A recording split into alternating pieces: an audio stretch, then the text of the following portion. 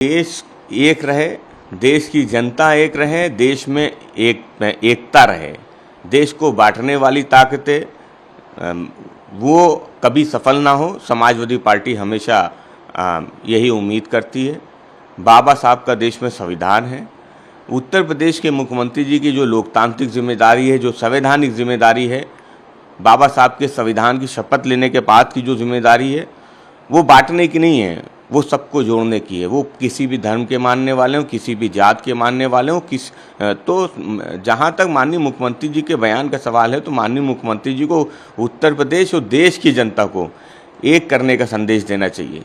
धर्म के नाम पे कोई संदेश लोकतांत्रिक पद पे बैठे हुए व्यक्ति, संवैधानिक पद पे बैठे हुए व्यक्ति से इस बयान की उम्मीद नहीं की जाती है। तो समाजवादी पार्टी समझती है कि माननीय मुख्यमंत्री जी की जो जिम्मेदारी किसान, मजदूर, नौजवान की है, उस जिम्मेदारी को माननीय मुख्यमंत्री जी को निभाना चाहिए। बांग्लादेश में अल्पसंख्यकों पे जो अत्याचार हो रहे हैं, जो धर्म स्थल पे हमले हुए, उसकी समाजवादी पार्टी ने और पूरे विपक्ष ने निंदा की थी। भारत की सरकार ने, जो बांग्लादेश की सरकार है, उससे अपनी आपत्ति दर्ज कराई थी। समाजवादी पार्टी समझती है कि ये जो विदेश नीति है देश की सरकार की, और जो विदेशी मुद्दे हैं, उस पर जो भी भारत सरकार का रुख है, उसके साथ पूरा विपक्ष, पूरा देश खड़ा हुआ है। समाजवादी पार्टी समझती कि माननीय मुख्यमंत्री जी को बाबा साहब के संविधान की शपथ लेने के बाद जो उनकी जिम्मेदारी है, उस जिम्मेदारी को निभाना चाहिए। भाजपा सांसद जगदम्बिका पाल कहते हैं कि सरकार वक्फ संपत्ति को बेहतर बनाने के लिए संसद समिति बना रही है और हम सभी को बुलाकर सभी चिंताओं पे बात कर रहे हैं। हम एक रिपोर्ट तैयार करेंगे और अगले सत्र के पहले सप्ताह में इसको प्रस्तुत करेंगे।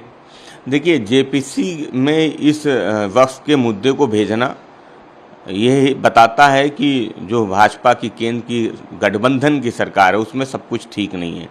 जो गठबंधन के दोनों बड़े दल हैं, चाहे जेडीयू रहा हो या टीडीपी रही हो, दोनों ही वक्फ बोर्ड में जो संशोधन थे उनका विरोध कर रहे थे। इसलिए इस मुद्दे को जेपीसी के पास भेजा गया था। पूरा विपक्ष एक है।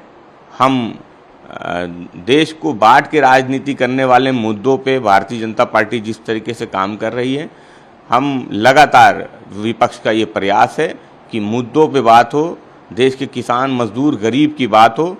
और जहां तक वक्फ बोर्ड में संशोधन का सवाल है, तो समाजवादी पार्टी समझती है कि जेपीसी के पास गया है और जेपीसी इस मुद्दे पे बेहतर हल निकालेगी। 30 अगस्त को भाजपा में शामिल होंगे असम के मुख्यमंत्री।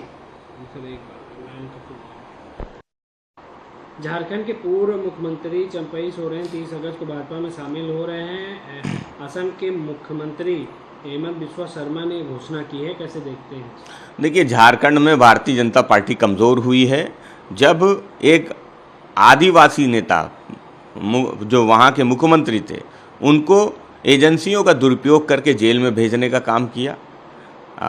जेल जाने के बाद जिन परिस्थितियों में मुख्यमंत्री बदला, और अब जिस तरह से भारतीय जनता पार्टी दूसरे दलों के नेताओं को अपने दल में शामिल करके झारखंड में फिर से अपनी ज़मीन तैयार करने जा रही है, उस प्रयास में भारतीय जनता पार्टी सफल नहीं होगी। झारखंड में जो समाजवादी सोच के लोग हैं, जो आदिवासी हितों की बात करते हैं, उनकी सरकार बनेगी। मंत्री एकनाथ शिंदे ने तेज हवाओं को जिम्मेदार ठहराया। कुछ दिन पूर्व प्रधानमंत्री जी ने इसका अनावरण किया। देखिए, भारतीय जनता पार्टी का भ्रष्टाचार वो केवल एयरपोर्ट पे ही नहीं, रेलवों पे ही नहीं, सड़क पे ही नहीं, एक्सप्रेसवे पे ही नहीं, अब जो महापुरुष हैं उनके जो मूर्तियां हैं, उनके जो कार्यक्रम हैं, उन स्थलों को बनाने में भी भ्रष्टाचार नज़र आ रहा है। तो समाजवादी पार्टी समझती कि देश देख रहा है कि कैसे भ्रष्टाचार भारतीय जनता पार्टी का वो हवा से गिर रहा है, और भारतीय जनता पार्टी के पास अपने भ्रष्टाचार को छुपाने के लिए इससे बेहतर कोई रास्ता भी नहीं हो सकता था। तो समाजवादी पार्टी समझती कि जनता समझदार है, जनता सब देख रही है। कंगना रनावत की टिप्पणी की निंदा की और कहा कि किसान विरोधी विचारधारा मोदी सरकार का डीएनए। देखिए, किसानों के लिए ये कोई पहला बयान भारतीय जनता पार्टी की तरफ से नहीं है जो कंगना की तरफ से आया हो।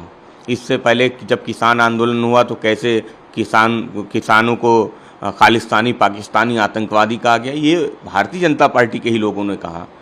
और अब जो कंगना जिस तरीके की भाषा कर रही है, निंदनीय है। उस भाषा पे समाजवादी पार्टी समझती कि भारतीय जनता पार्टी के जो डीएनए की बात हो रही है, तो समाजवादी पार्टी इस बात को समझती कि जिस दल के लोग किसानों को, अन्नदाताओं को खालिस्तानी पाकिस्तानी आतंकवादी कहते थे, और अब कंगना जिस तरीके के बयान दे रहे हैं, वो सब निंदनीय हैं। देश का अन्नदाता है, देश के अन्नदाताओं के लिए इस तरीके की भाषा वो स्वीकार नहीं है।